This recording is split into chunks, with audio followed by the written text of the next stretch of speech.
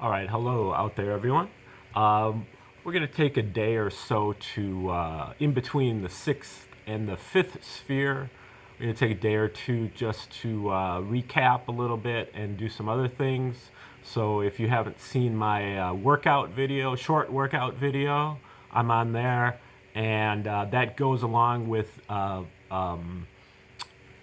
short nutrition video. So the nutrition video, you probably want to watch that first, and then when you say, "Oh no, he could never survive on a diet like what he's talking about," then you can watch the short workout video, and then that will disabuse you of your notion. Okay, now, right now, what I'd like to do is instead of continuing to go through the Tree of Life short fractal videos of the 144 fractal faculties, this is just some of the notes that I've taken from reading the book Metu Neter by Ra-Un-Nefer Amen, if that's how you pronounce his name. Who is the leader of the Osset Society, and he wrote the book Metu Neter way back in 1990. He's written several more books since then, several other volumes of Metu Neter as well. And I've read this book many, many years ago, and I've read it a few times over the years, but I've just read it recently and took some notes about some things that maybe, I kind of forgot about, or that I haven't been emphasizing in my approach. I mean, I sing his praises. He lives in a community of people who follow all of these teachings, and so his situation is a lot different. And I'm trying to just kind of adapt some of his work to an audience that is more secularized, a more diverse, and just kind of not new age, but spiritually inquisitive community. People who are looking at different approaches, but they're not completely, sold on one approach over another. I believe that the Tree of Life is a great thing that you can use to integrate many different teachings, many different spiritual teachings, many different approaches. So I'm just going to go over some of his notes on starting with the 10th sphere. The 10th sphere is an effect, while all the other spheres are causes. The 10th sphere is already programmed for the preservation of our survival. The 10th sphere has two parts, sensory and physical bodies. Sensory mechanisms are integrated in temperamental classes, or by temperature. The lower part of the 10th sphere allows us to communicate and act with the physical body. The 10th sphere is complementary to the 0 sphere. And the 10th sphere is the control half of the life unit. Okay, now to talk about the 9th sphere. The 9th sphere is the soul of the thing or the event. The 9th sphere is the mother of all living things. The 9th sphere governs learning, extuitive learning, as opposed to intuitive learning. Also, it is the seat of memory. Nothing experienced is ever forgotten, and that which is difficult to recall actually exerts powerful influences in shaping our beliefs and behavior. The 9th sphere can be illogical and irrational due to the fact that it associates based on externals, which can cause us to lose meaning. The 9th sphere often causes us to identify with the person as opposed to the spiritual aspect or the divine aspect within us. The ninth sphere is the emotional instigator reflecting personal interests, the opposite of unification. The ninth sphere is the embodiment of the intuitive and instinctive faculties deep within, governing our ability to care for and nurture others. Okay, now the eighth sphere. The eighth sphere is related to external differences, grouping by families, broken into pieces, grouping species into individuals, making distinctions, creating variations. The eighth sphere deals with the specific identifying characteristics of each member of a species. The eighth sphere separates wholes into parts. The eighth sphere argues and rationalizes for personal interests. The eighth sphere processes connections in a sequential or serial way, and thought processes them in a synchronistic parallel way. That would be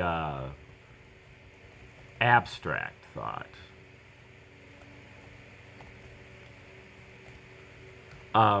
Cleverness is part of the eighth sphere for easing the way. The eighth sphere is the chief architect of man's social ills. The eighth sphere interposes the definitions and formulas fed to us. Okay, now the seventh sphere. The seventh sphere is an image of the type, the species, an image. The seventh sphere is an ordering function and not a creative faculty. Grouping by families. The seventh sphere is about metaphor and harmony. The seventh sphere has to do with imagination. Imagination's highest function is to control the physiological and psychological processes. And imagining is organizing the shaping forces of things or events to a defined objective. The images that form are the spiritual molds or types that guide the physical forces to the realization of the goal. The seventh sphere corresponds to the great celestial designer, inventor, artist, goddess of beauty and harmony. The seventh sphere is the ability to form a concrete image of the end we are working toward. The seventh sphere organizes the subtle electromagnetic forces. The seventh sphere is concrete, not abstract, congregative, not synthetical. The function of the seventh sphere is to coordinate different forms, shapes, colors, and tones into art and invention. Seventh sphere is the goddess of art, festivities, and joy. The seventh sphere physiologically corresponds to libido, the erotic force, sexual vitality, and estrogen. It supports the will. It is about interdependence and relation. And the meditations regarding the seventh sphere involve going into mediumistic trance with the image of our person as the deity, as the higher self, governing the, or as the sphere, governing the situation, achieving and enjoying the goal we are seeking. Okay, now the sixth sphere. The sixth sphere is the coordinator, and the sixth sphere as the governor. Sixth sphere balances oneness and opposition. Corresponds to being in but not of the world, of the subjective but not in it. The sixth sphere allows us to be wakeful, which allows us to see the falsehoods and contradictions. The initiation at the sixth sphere is to establish our will as master of our behavior. And we go into waking trance to oppose the conditionings that are opposed to our goal. The sixth sphere corresponds to virilization and masculinization of the adult male, sexual power, androgen. Okay, now that is the 10th through the 6th sphere. I'm going to also do the 5th sphere here, even though we haven't gotten that far yet, but that's where we're headed right now. So the 5th sphere guarantees differences, being, and opposition. Differences and opposition. The 5th sphere enforces order. No thing can encroach upon another. Things are protected, but the chief interest is in the preservation of the whole. The 5th sphere is equilibrium between oneness at the top and difference on the bottom of the tree. The 5th sphere is the dispenser of divine justice that protects us from our enemies. Spiritual and physical immunity, and to overcome the resistances of the environment as long as we do not violate the laws. And in meditation, the 5th sphere, to protect our goal from outside obstructions.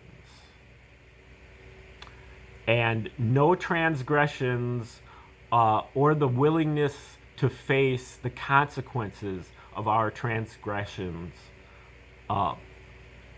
among our peers. So the willingness to confess to our peers and kin the transgressions we made, or not making any transgressions. Those, by doing that, we will be protected and have immunity. And then the 5th sphere also corresponds to the courage to be fair with others. Okay, now those are the first 6 of the 12 aspects or faculties of the Tree of Life. And I'll do another video later going into the other 6. But these first 6, we have already covered 5 of them on these videos, the first 60 of the fractal faculties. And we're going to be doing the ones of the 5th sphere coming up right starting tomorrow. So this hopefully will give you at least a little bit of perspective on looking at really what I consider, the person I consider to be the greatest expert on the Tree of Life, and how some of the notes, some of the notable things that he said about each one of the spheres. Okay, thanks for sticking around to the end of the video. Please press the like button. You can subscribe to the channel, share the video with others, make constructive comments in the comment section. If you'd like to get my guide to the 144 fractal faculties of the Tree of Life, you can click the link in the description. I'll send that out to you for free.